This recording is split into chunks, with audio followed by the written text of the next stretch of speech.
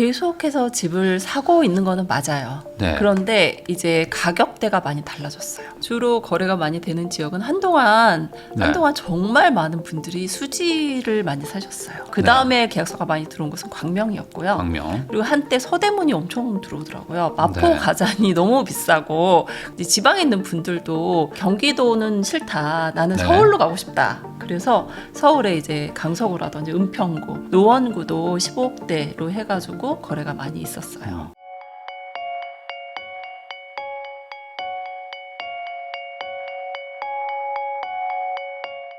안녕하세요. 부익남TV의 부익남입니다. 오늘은 레오대출연구소의 레오님 모시고 현재 부동산 시장 그리고 이제 대출은 지금 어떻게 해야 되는지 다양한 이야기 한번 나눠보겠습니다. 레오님 안녕하세요. 네, 안녕하세요.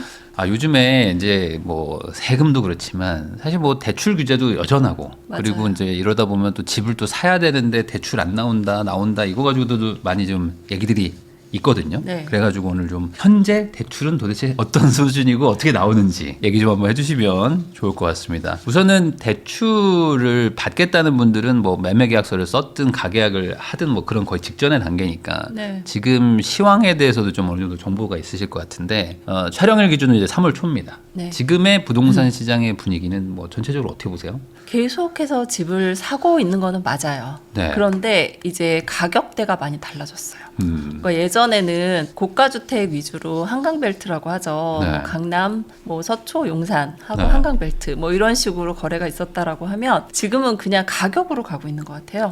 가격 15억 이하. 예, 주로 이제 그쪽에 거래가 많다라고 생각하시면 될 것 같아요. 15억 이하라는 거는 대출 때문이겠네요, 그러면. 그렇죠. 네.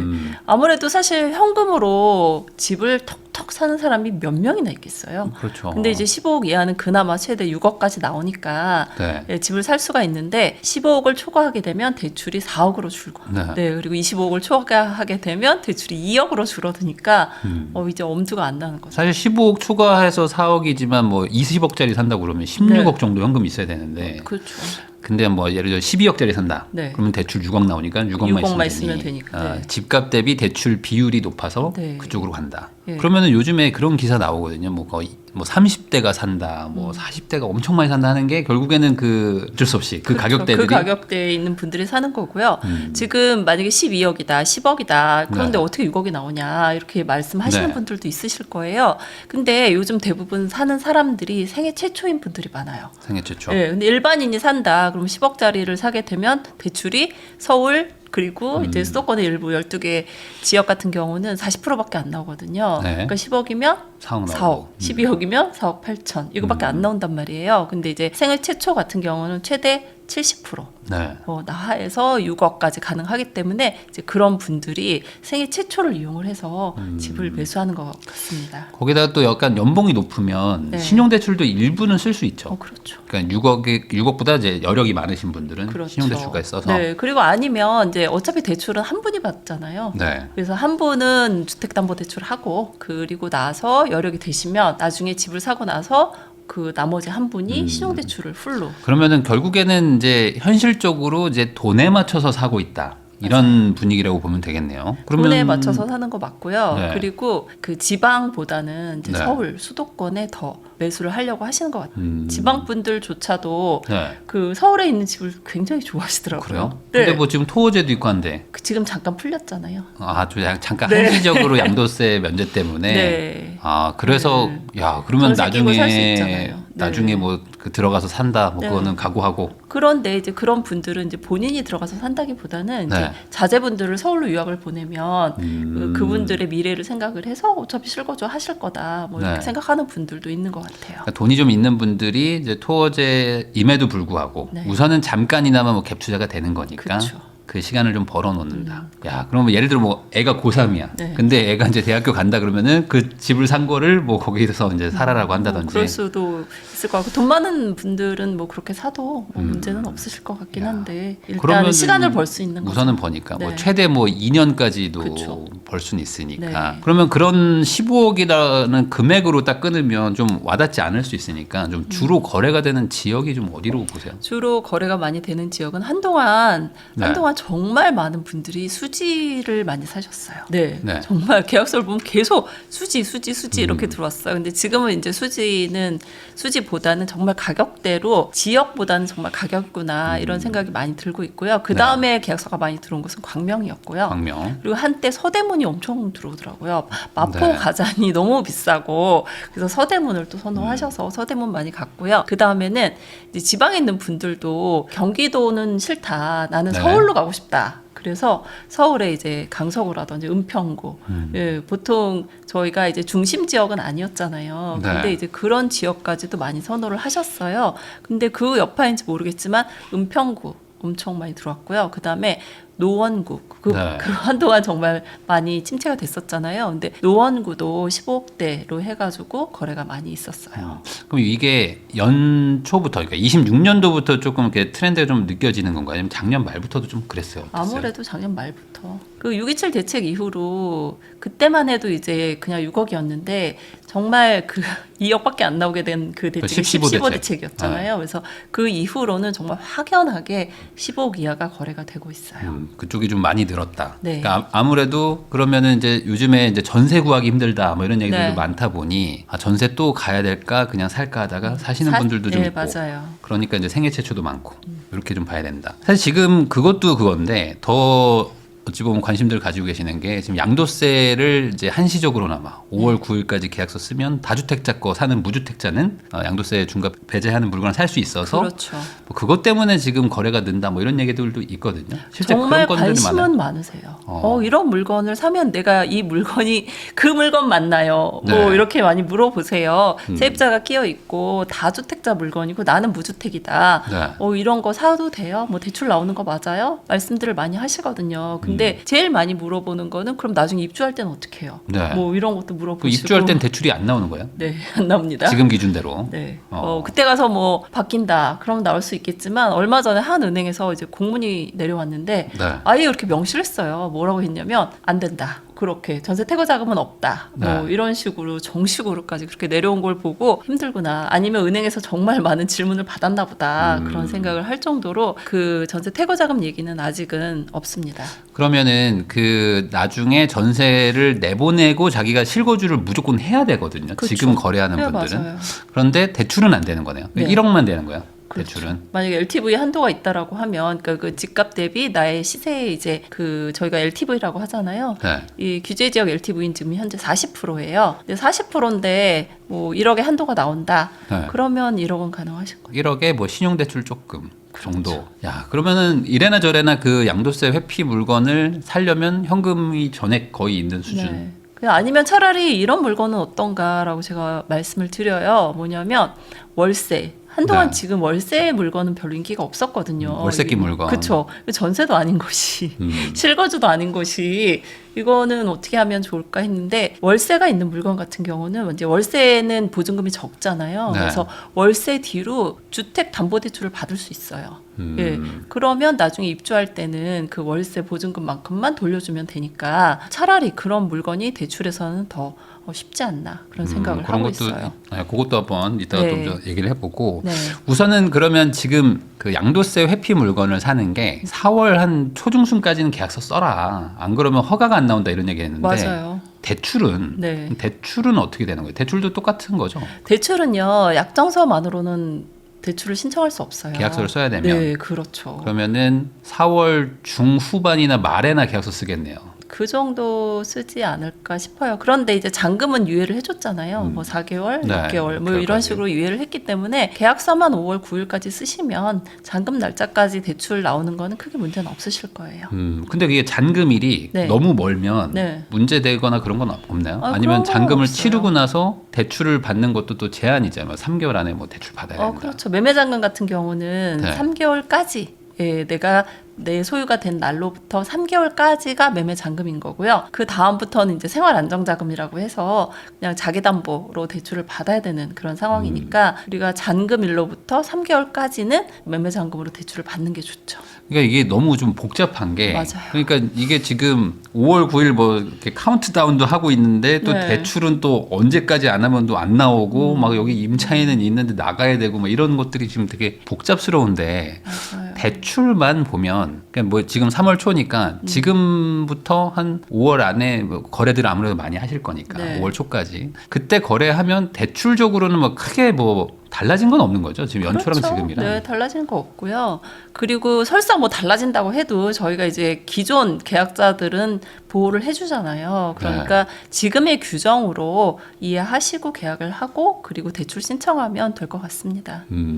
요즘에 그런 얘기도 있잖아요. 뭐 기사들 보면은 이제 집주인이 우선 빨리 지금 그 소유권을 넘겨야 되니까 먼저 빨리 그 법무사랑 해서 등기 넘기고 네. 나머지 잔금은 뭐 나중에 주시고 그거는 네. 뭐 네. 그냥 그 근저당 설정합시다 뭐 이렇게 하시는 분들도 있는데 뭐 그런 것들도 뭐 현장에서 좀 보이나요? 뭐 아직까지는 그런 거는 보이지 않고 있고요. 아직까지는. 네, 왜냐하면 대출 그 단계가 계약서가 미리 들어오는 경우도 있지만 보통 이제 잔금 뭐 임박해서 내지는 뭐 두세 달 전에 들어오고 있기 때문에 아직까지는 그런 거래가 많지는 않고요. 그리고 지금 뭐 약정서 단계인 거지 계약서까지 그렇죠, 아직. 쓰신 분은 아직 없기 때문에 그런 분은 이제 뉴스에서만 저도 아직은 봤습니다. 그러면 지금 약간 유의미하게 좀 가격대들이 좀 조정을 받았다 뭐 이런 느낌을 받나요? 어떻게 보세요?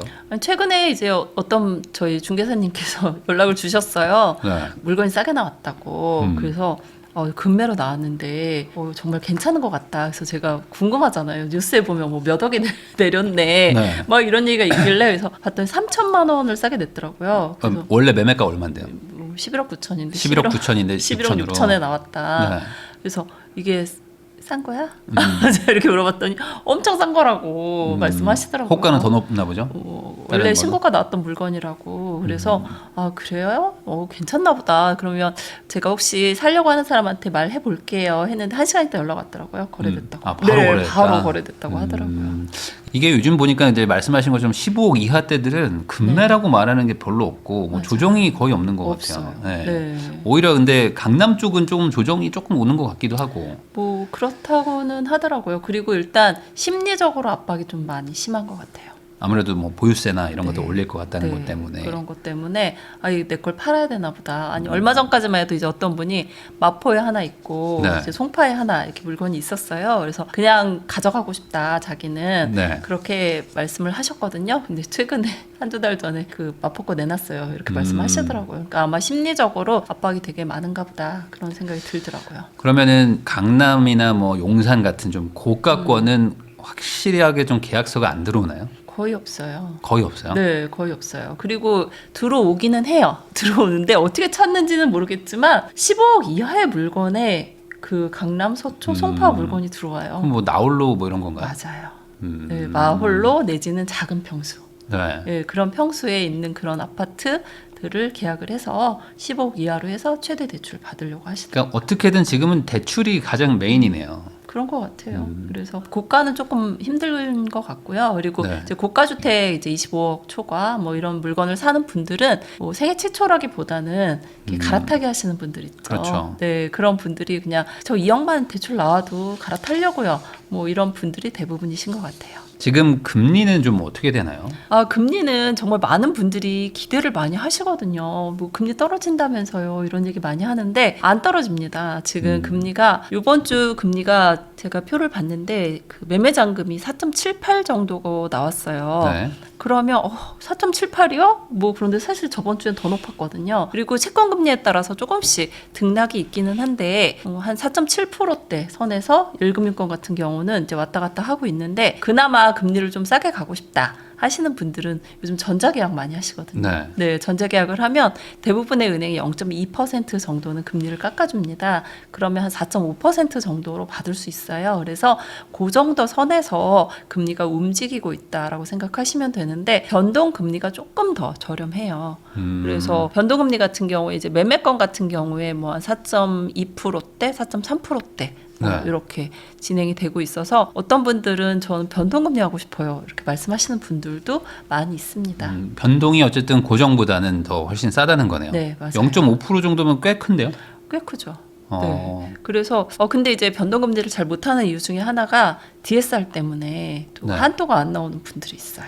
그 이제 뭐 스트레스 DSR 받고 막 맞아요. 하니까. 네. 근데 요번에 한도가 확 줄어가지고 네. 그거 어차피 큰 의미 없다라는 생각할 것 같기도 하고. 그거는 이제 2억, 4억 받는 분들은 워낙 소득도 좋은 분들이 좀 비싼 집을 사니까 네, 그런 분들 같은 경우에는 별 의미가 없기는 해요. 네. 그런데 15억 이하의 집을 사시는 분들 같은 경우는 최대 6억이잖아요. 그럼 6억을 받으려면 연봉이 꽤 높아야 되거든요. 아 스트레스 DSR에 적용되면 네. 한 어느 정도나 차이가 나는 거야 대략? 저희가 지금 1억 정도 연봉이다. 그러면 예전 같으면 저희가 보통 뭐 7배, 6.5배에서 6억 5천 정도 나왔던 것 같아요. 네. 근데 지금은 5억 5천, 한 1억 정도 줄죠.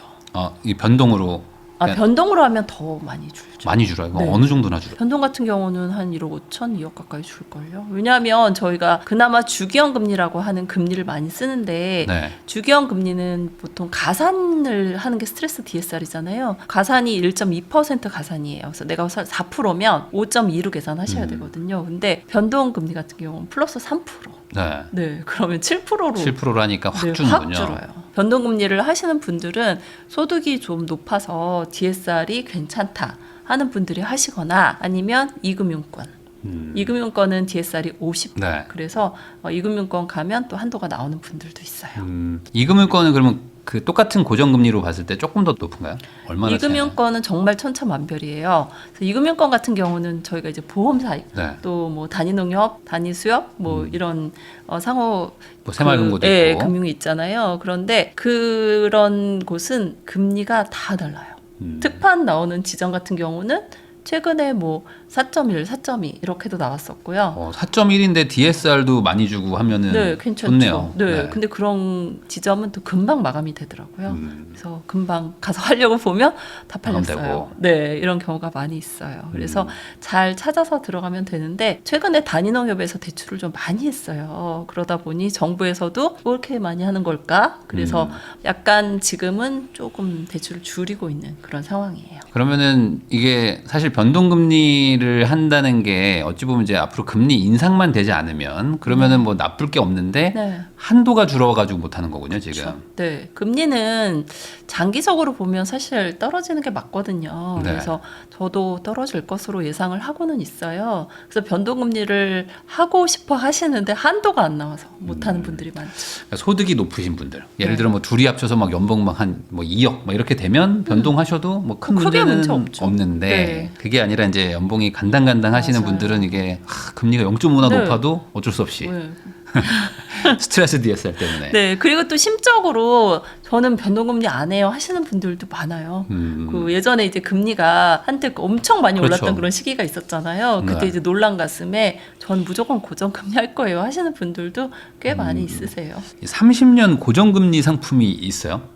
새로 나온다는 거예요? 이제 나온다는 정책자금 거죠. 말고. 네, 정책자금은 이제 거의 다 30년 만기 고정이라고 해서 네. 대부분 이제 30년 고정금리를 많이 쓰고 있어요. 그래서 네. 정책자금 대출이라고 하면 뭐 디딤돌, 보금자리론 뭐 네. 이런 상품들이잖아요. 그런데 그 은행 상품으로서 30년 고정금리를 만들겠다라고 이제 은행에서 발표를 했고요. 그런데 은행 입장에서는 이런 만기 고정금리가 결코 반갑지는 않아요. 네.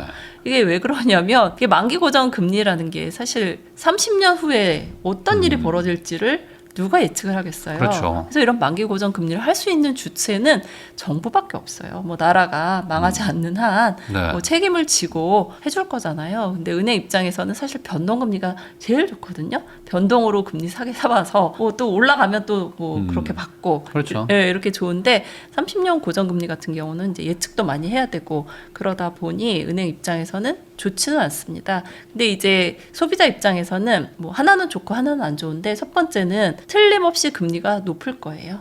일반 5년 고정이라든지 변동보다는 당연히 금리가 높을 거고요. 네. 그리고 좋은 점은 하나 있죠. 만기 고정금리 같은 경우는 스트레스 DSR에 영향을 받지 않습니다. 30년 고정금리가 만약에 나오면 네, 그냥 우리 그냥 그 DSR 있잖아요. 네. 가산이 없는 1.2, 2.4, 뭐 3% 이렇게 더하는 가산이 없는 그냥 내가 금리가 4.5면 4.5 금리는 높아도 한도는 조금 더 나올 수 나올 있는. 수도 있죠. 네, 그래서 뭐 그때 가서 금리 차이가 얼마나 되는지 보고 결정하시면 될 것 같습니다. 근데 이게 한국에서 이게 가능할까 잘 모르겠어요. 이 부분이 30년 고정을 민간 은행에서 이걸 감수하려나? 근데 네. 뭐 어차피 정부에서 하라고 하면 또 그렇죠. 해야 되는 거죠. 네, 맞습니다. 그럼 뭐 해야죠. 네. 네. 어쨌든 그 나오긴 나온다. 그러면은 사실 그 정책 자금, 뭐 보금자리니 뭐니 이런 것들 하셨던 분들의 어떤 가장 큰 목적은 뭐 DTA로 보는 것도 있지만 고정금리니까 속 편하다. 또 이자도 좀 싸게 해준다. 뭐 이런 것 때문이었는데 지금 이 민간에서 나오는 거는 이자는 딱히 싸진 않을 것이고 네. 그러면은 그냥 마음 편히 고정으로 간다 정도. 그렇죠. 그리고 이제 정책 상품 같은 경우는 할 수 있는 집값이 정해져 있잖아요. 그것도 그렇죠. 네. 근데 뭐 은행에서 어떻게 규정을 만들지는 모르겠지만 아마 고가주택은 안 해준다 이럴 수도 있어요. 아, 그럴 수도 있죠. 네. 그럴 수도 있죠. 그렇죠. 예. 그래서 그거는 이제 정책 나오면 고가주택도 뭐 의미가 없는 게 뭐 2억? 2억 고정금리 30년 해봐야 의미가 없어요 사실. 뭐 그렇기는 하죠. 보통 맞아요. 고정금리 하는 네. 분들은 집값의 한 절반 정도 대출 받을 뭐 맞아요. 그럴 사람들이나 하는 그렇죠. 거라. 그래서 금리 등락이 있는 게 이제 두려우니까 네, 만기 고정 하시는데 맞습니다. 뭐 2억 대출하는데 뭐 만기 고정을 뭐 꼭 선택하실 네. 필요는 없죠. 그러면은 뭐 마지막으로 정리하면은 연봉이 높다. 나는 한도를 막 초과해서 어차피 받을 수 있는 사람인데 그 대출 규제 때문에 뭐 한도가 낮은 거다. 이런 분들은 지금은 변동하는 게 어쨌든 유리하겠네요. 유리하겠어요. 변동형으로 하는 게. 저는 원래 변동을 써요. 계속 변동금리를 쓰고 있거든요. 근데 이제 고객님들한테는 선택의 기회를 주죠. 예, 어떤 거를 하시겠어요? 하고 장단점은 다 설명을 해드리거든요. 그래서 그런 경우에 이제 약간 보수적이신 분들 아니면 놀라셨던 분들은 대부분 매매잔금 같은 경우는 고정금리 고정으로 하고. 내지는 5년 고정 정도는 많이 선택을 하시고요. 그냥 짧게 쓰는 거 있어요. 내가 뭐 한두 달 쓰고 아니면 1년 안에 상환할 거다 이러면 뭐 금리의 등락이 크게 신경 쓰이지 않기 때문에 그 변동금리 하시고요. 그리고 전세대출 같은 경우는 2년이잖아요. 네. 네, 그래서 전세대출은 또 대부분 변동도 많이 선택하세요. 고정하고 변동하고 대략 뭐 비율을 한 어느 정도로 지금들 하고 계세요? 뭐 매매 기준으로 봤을 때 거의 5년 고정금리 하죠. 거의 고정으로. 네. 그만큼 한도가 중요하다. 그렇죠. 그 말은 반대로 얘기하면은 지금 아까 말씀하신 15억 이하가 거래되는 것도 하니 그런 것도 고려해 보면 이자보다도 지금은 네. 대출 한도가 더 중요해서 그걸로 사냐 마냐의 싸움이네요. 어찌 보면. 그럼요. 사실 작은 계획이 틀어지면 집을 아예 못 사잖아요. 내가 한 달에 이제 뭐 10만 원, 5만 원 더 내는 게 중요한 게 아니고 일단 지금 못 사니까. 그렇죠. 내가 6억을 받아야 되는데 5억 5천밖에 안 나와. 이러면 진짜 큰일 나는 거잖아요. 그래서 대부분 한도에 맞춰서 그리고 마음의 평화를 찾아서 네. 5년 고정 금리를 선택하시더라고요.